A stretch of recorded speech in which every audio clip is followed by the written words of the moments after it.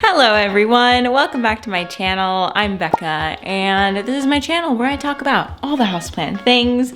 Today is a fun video. I feel like I say that at the beginning of literally every video. It's always a fun time if I'm filming, all right?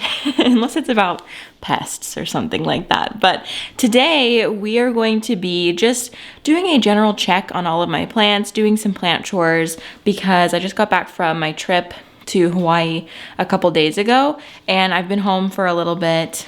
We picked up the pups, so they're back. Anyway, my friend watched my plants and she did a phenomenal job, and I wanted to just talk with you about what I did to help her out to make this a bit more successful, because I do have a lot of plants and I feel like coming in to someone else's collection can sometimes be really stressful, even if you do know how to take care of plants. Before we get into it, big thank you to Green Chef for sponsoring this video. So my Photonia here is in flop mode. Normally this sits out like this, but it needs water right now. And as you can see, it has a little red tab here. And the way that I basically communicated what my plants need is by putting red or yellow tabs in my pots. This is what they look like. So the yellow one says check at 7 days. The red one says check at 5 days. And the reason I did this is some of my plants just didn't need water at the time that I left, which indicates that they'll probably need water at some point while I was gone.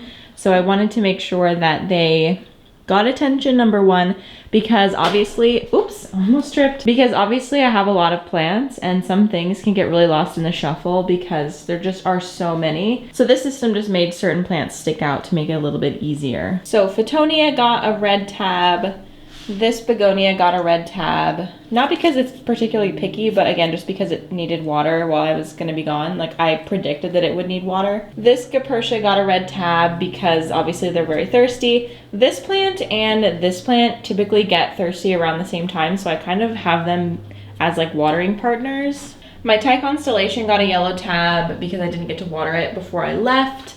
This Big Mama got a yellow tab because, you know, she didn't get a ton of water before I left. I did give her a pretty shallow watering, but it wasn't like too big.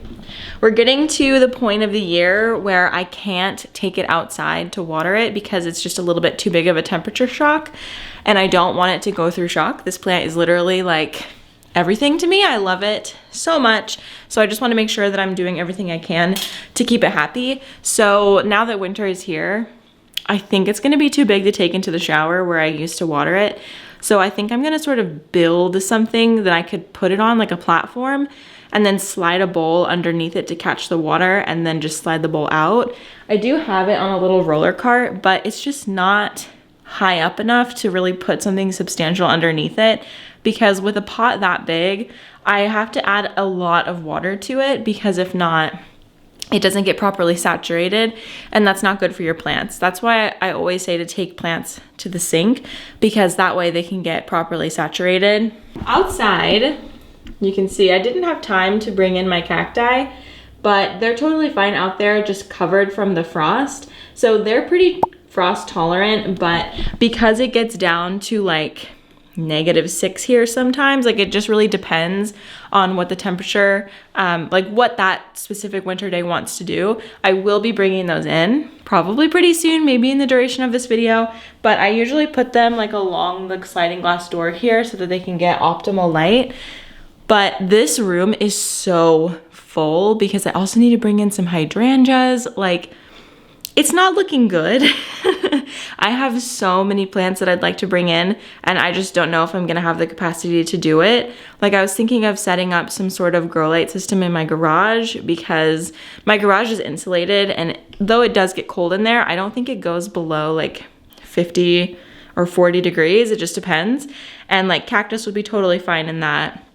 Hydrangeas would be totally fine in that. Like a fig tree, stuff like that would be fine in about 40 degrees, but you know, other things like my houseplants probably wouldn't. So I'm gonna prioritize that in here and just sort of figure something out, because as we know, I am planning on building a greenhouse, but the people who are leveling the land have not gotten back to me yet, which means that they've had a pretty busy schedule, which makes sense because it hasn't been raining really at all lately. So they've probably been able to get all of their jobs done. And they did tell me that if they did fit me into the schedule, it would probably be because there was like, hold on, let me set you up here.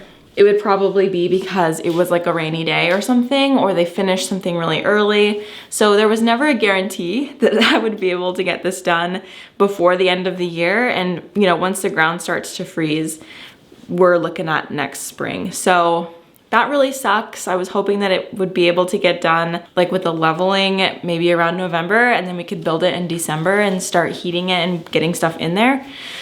But that was wishful thinking, and I kind of knew that. So either way, you know, we're just gonna figure it out. We're gonna figure it out, and that's totally fine. So I do need to buy grow lights anyway for like a seedling growing system that I want to set up for garden seeds, because I would like to do seeds again, like try again, because last time I did seeds, none of the seedlings made it. Awesome. So my entire garden was direct sow plants, and that was awesome and everything else, but I would love to start some seeds and have like my own plants out in the garden. I mean, I did plant some starts that I bought from other people, but it's not the same, you know? So anyway, I'm gonna go around and I'm gonna do some watering because the plants need it, and you can enjoy a nice little watering medley. I'm using my moisture meter a lot these days, and that's mostly just because the seasons are starting to change, and so that can get a little bit confusing as to when the plants are actually thirsty, because in the winter time the plants are using less energy, therefore less water, and so you're not going to need to water as much typically. Now that always confuses me a little bit, and I'm very, very conscious of overwatering and causing root rot. And basically overwatering happens when you water a plant when it doesn't need it, so you're not allowing those roots time to dry out. And so I'll just pick up my moisture meter, stick it around the plant just to ensure that it is actually thirsty. I never put it in just one place, I always put it in multiple places, just to ensure that it's not just a particular dry patch in the soil and the actual entire plant needs water. We have a little root sticking out on this one. Can you see that little root sticking out? This is usually what I look for before I pot up a plant. This one came to me with, I don't remember if it had no root system or if it had a tiny root system, but this is my Philodendron billetiae. It is ready for some soil. I'm going to put it in just a little pot for now. This is a 4-inch terracotta, and it will still live in the greenhouse cabinet. Oh my gosh, not this one. There's spider mites on this one. I actually just decided to throw away a plant that was like absolutely infested with spider mites. It was probably one of the worst infestations I have seen on one of my plants, and I had it really bad a couple years ago. It was worse than that, and that's really saying a lot. Somebody asked me if pests happen while you're on vacation. The answer is yes. I wouldn't say it's happened to me a lot, but that was a case where it was really bad, and I didn't notice it until right now. Okay, so this is the root system we are working with, and I'm going to be potting it into one of these clear orchid pots just so I can monitor the roots.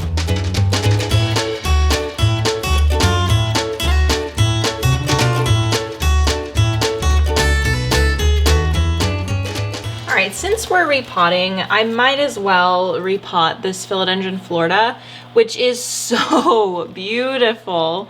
Look at this leaf right here. I have not even taken it out of its nursery pot. It's currently in sphagnum moss, still packaged from when I opened it up from a friend who gifted it to me to share about their shop. And this plant has only done amazing. Like, it has seriously just flourished under weird circumstances. Like, I definitely should have potted it up before, but it was just constantly looking happy, and I've been busy, so I didn't really have like big motivation to do it because it didn't seem like I needed to yet. But now I feel like since I have all this stuff out right here, I might as well just quickly take care of it. So we're gonna look at what these roots look like, and maybe this will have it push out even more growth. I mean, it is always putting out new growth, even though it's been living in spag. it's constantly doing something, which is really exciting. Yeah, unfortunately, that's gonna be a no for this pot, which I'm sad about because I really want to use this pot. It's from, I think, Bud and Bowl, and look at it together.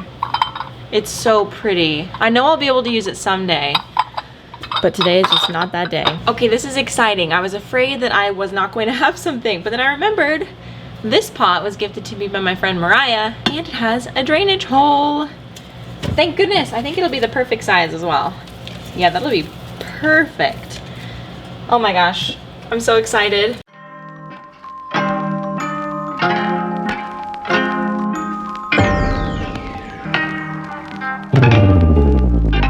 Alright my friends, I'd say that we've worked up quite the appetite, so I'm going to make lunch with a Green Chef meal. Today I'm making mole roasted carrots, and I'm so excited to just have something good and nutritious in my body because traveling, we know that I was just on vacation, and vacation usually means eating out a lot, and I just need a good reset, so this will be perfect. If you aren't familiar with Green Chef is a USDA certified company that has dishes for a variety of lifestyles, including keto, paleo, plant-powered, or those who simply want a little bit more balance, like myself. I've been getting the plant-powered box for pretty much the entire time I've done Green Chef, and every once in a while throwing in the standard diet box, which has meat. And every single time, the recipes are easy to follow with step-by-step instructions, chef tips, and photos. The ingredients come pre-measured, perfectly portioned, and mostly prepped. And to make it even better, Green Chef is the most sustainable meal kit, offsetting 100% of plastic use in every box and 100% of their carbon footprint and emissions. So if you are interested in checking out Green Chef, you can go to greenchef.us/delaplants125 and use code delaplants125 to get $125 off plus free shipping on your first box. All right, you guys, I'm so excited to try this. This one was a lot of elements. It's like a cake. We got layers. I'm super excited. We have the rice, pinto beans, carrots, corn, and roasted tomatoes, and then guacamole with fresh tomatoes. So let's try it out. I want to get like an element from each piece. It's so good. Every time it's so good. I love it. Okay, I'm gonna try this. Love it, you guys. Check them out, okay? All right, so now I need to clean up the plant room because the plant room is a disaster. Truly, it looks horrible. And this is partially because I just brought in a bunch of plants, and one of them I had no choice but to just put it right here. I'm down here at first because I want to show you my greenhouse heater. So I got a lot of questions about what I use to keep my plant room warm, because this room is a 3-season room. I think 3-season room is what I'm gonna go with from now on. And that basically just means that no air conditioning or heating comes into this room, which is something that in my next home I would really hope to have, because it's a little bit stressful having a lot of plants in here. Like normally people, when they have a 3-season room, they don't leave their plants in there over the winter time. But I did last year, and we had really old bad windows last year. Like our house just came with, I think it was the original windows, like from the 80s, and they just were not well taken care of. So we had all of the windows replaced, which was very expensive, but hopefully will help our house be a lot more efficient through the winter time. But we are into November now, like I'd say mid-November, and I'm only just now starting to use this heater. And so this was actually sent to me by a subscriber who was very, very kind to do it. I think they were concerned about my plants in here, and they sent this to me, which was, again, very, very generous. I'll have it linked down below if you guys are interested in checking it out. I have sent the link to a ton of people who have been interested. But basically, it's just a greenhouse heater. This is what it looks like. This is about how big it is.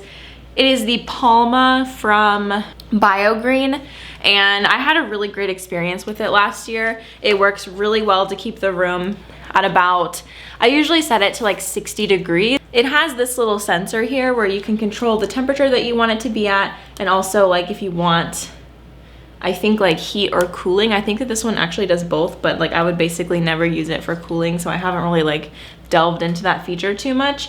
Maybe when I actually have a greenhouse, I'll use it out there to keep it not so hot. I'm not exactly sure. But yeah, it's on a little sensor, so it'll turn on and off whenever the temperature you know, gets too low, and then once it achieves that temperature, it'll turn off. So a big question that I saw when I was talking about it last year is, did it affect my electric bill? And yes, it did. And it's hard to tell if it was from this or if it was just from using the electric heater in my house as well. You know, like we use a lot more electricity in the winter time. We looked at our usage in the last year, and the winter months like January and February in particular were really, really high usage months. And then like a month like June, we basically used no electricity, like probably just turning on the lights at night because our air conditioning pretty much did not turn on all summer. Oh, it just flicked on, if you can hear it. It's really quiet as well. Can you hear it? It's really, really quiet. Much quieter than a space heater in my opinion. I mean, it technically is a space heater, but just a different kind.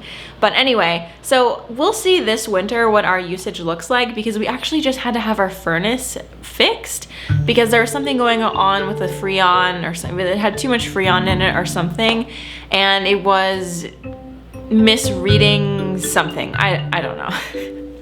We got it fixed. So apparently last year it was using a lot more energy than it needed to.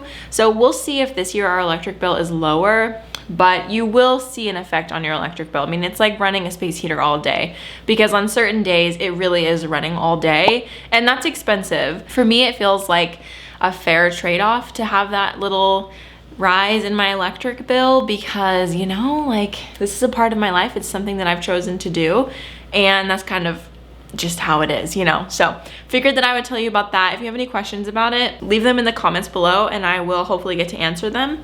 But now I'm just going to clean up this room because it is honestly a disaster. I don't know if it's ever been this messy, and it's just yeah, it's overwhelming because there's just a lot of stuff that needs to be in here, but it's the entrance of our house and I don't like for that to feel super clogged, and it's feeling very clogged right now. I had a shipment of De La tanks sent to me from Tanks Green Stuff, and that's what these two boxes are. So I'm basically storing some of my plant supplies are now being stored in the laundry room on this little shelf that I bought. So I'm probably just gonna put these bags of soil in there just to get them out of this room, because as much as I would like to store things in this room, I can't. Like, it's just not possible. There's way too much in here as far as furniture goes. You know, I considered cutting down on the furniture, like putting this somewhere else and only having the two chairs, but I don't know where I would even put this. Yeah, like in the garage. I have no idea, but anyway, let's move this soil.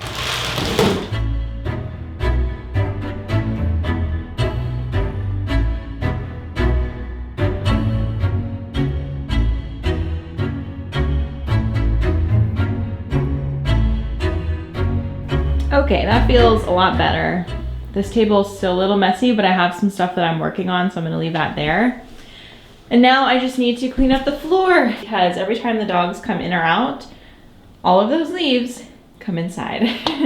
All right, so this corner needs some serious help.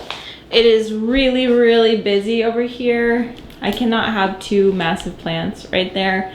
So I have no idea what I'm gonna do. Also, I turned the light on because it's really dark in here.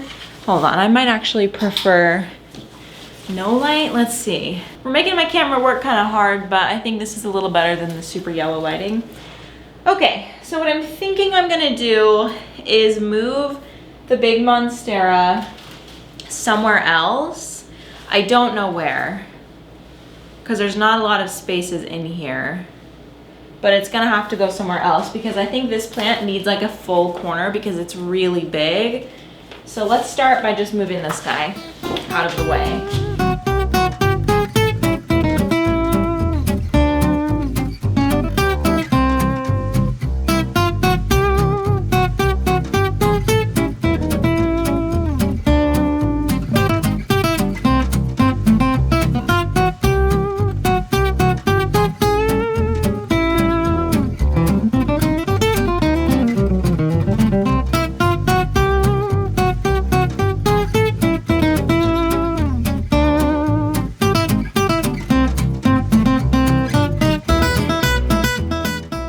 All right, my friends, that is going to be the end of this video. I hope that you enjoyed seeing a bit of rearranging. This is probably the most crowded my plant room has ever been. Do I feel overwhelmed? Yes. I am already planning on getting rid of some more plants, you know, just some things that aren't really sparking joy, really kind of stress me out. And I don't know to what capacity I'm going to like give them away, put them outside, try to sell them. I really don't know yet. I need to sort of figure out which ones are not it for me and then kind of make a game plan from there, because I think it'll depend on the plant, what I end up doing with it. But anyway, clearly we're losing daylight. I'm sure that this video is extremely grainy. So thank you very much for joining me on this little journey. I was honestly dreading doing this. So thank you very much for joining me and just giving me motivation to do this. You guys really do get me through the really hard seasons where I just want to be in bed all the time. It helps me get out of bed and like, I don't know, have a reason to do something with my day, because I know that I get to hang out with you guys, and maybe my videos are that for you as well. So I don't know, just a little sentimental moment. I just wanted to say thank you for watching and commenting and following along on my journey and just being so supportive. It means the world to me. I hope you know. Okay, thank you so much for watching. I will see you in the next one. Bye.